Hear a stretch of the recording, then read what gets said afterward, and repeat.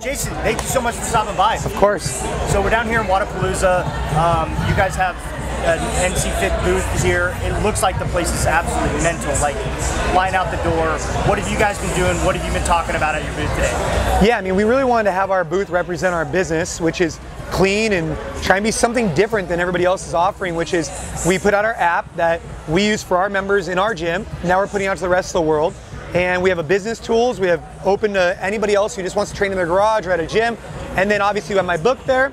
And these are just a few of the things we're talking about. Yeah, so you've been saying you're now signing up, like, so this app is for gyms and for just regular athletes that are working out at home too? Yes, I mean, 10 years ago we started, NC Fit, and we have gyms all over the world that we own and operate. Like 22 yeah. gyms roughly?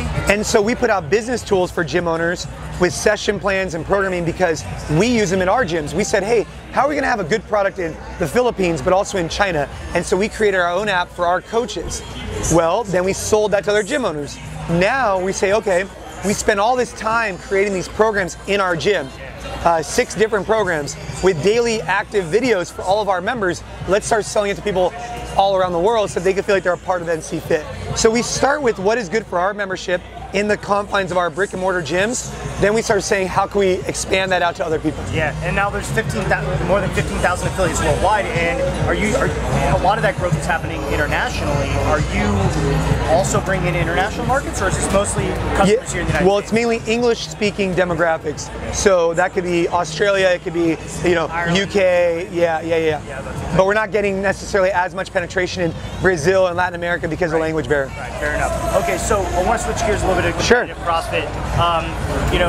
Rogue introduced the Legends event, and much to fans' surprise, they're going to have an opportunity to see truly legendary athletes. When you first got that invitations in the mail, what was that feeling like? Well, I mean, it was really cool. Like at first, I'm glad they didn't call it like Masters, right? Because it kind of just switches it up, right? And I think Are you even a Masters athlete yet? No, not yet. Okay, so but I think what it does, it just kind of pays homage to these dudes who, grinded it out years ago on some dirt floor and whatever it was, and got into it before it was anything different, And I think there's a lot of fans out there that are super excited to see these guys. And I'm, for one, I'm excited to see them again and compete with them. And I think Bill and Katie and the team are going to put out workouts that are, they're not going to try, it's not a test of our fitness, right. It's a paying homage. Not find the fittest legend. Right.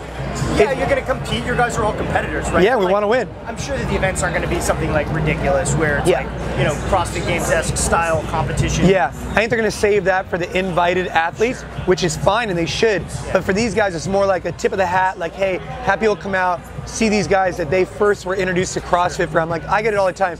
Oh man, when I was first introduced to CrossFit 5 years ago, I watched every YouTube video of you, seeing you, whatever. Now they get to see you in person competing. It's cool. Right. Is there anybody in particular you're really excited about throwing down with? I mean, obviously it's the guys that I would really throw down, like, the Spielers, the Chans, the Hackenbrooks, even old school Miko Salo. I mean, I haven't seen him since 2010 CrossFit or whatever it was.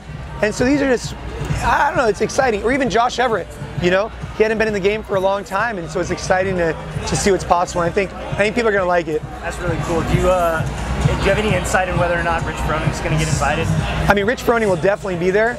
I just don't know if he's going to be invited as a legend or as an individual. I assume he will go in the legends category because he's gone team now. But I think they're also inviting teams. So let's put it this way. Rich could go wherever the hell he wants. Right. But I think, especially for fans, like seeing Khalipa Froning out on the floor, like anybody that started CrossFit in 12, 13, or 14 as the last year that you guys were competing individually is going to go like that from a spectator side. Like that's got to be. It's going to be epic, yeah. That's like Rocky 5. Yeah, and I mean, I just hope people realize, like, as you get older and as you mature, people have different things going on. Now we have a big business, we have our family, and I just hope that they can see that you can still be pretty fit, you can still be competitive. Right. You don't have to dedicate 6 hours a day to training. Of course not. Of course not. No, that's super cool. We're really, I for one, I'm probably the most excited of any event is to watch Legends. Yeah. Because it's just so nostalgic and it's going to be a great time. So, anyways, Jason, thank you so much for stopping by the studio. Yeah. It's been awesome chatting. Yeah, I hope the Morning Chalk Up crew, I hope you guys are having a great day. Absolutely. Check out, hit me up on Instagram and check out the book, as many reps as possible. Awesome. Thank you. All right, man. Thanks. Take it easy.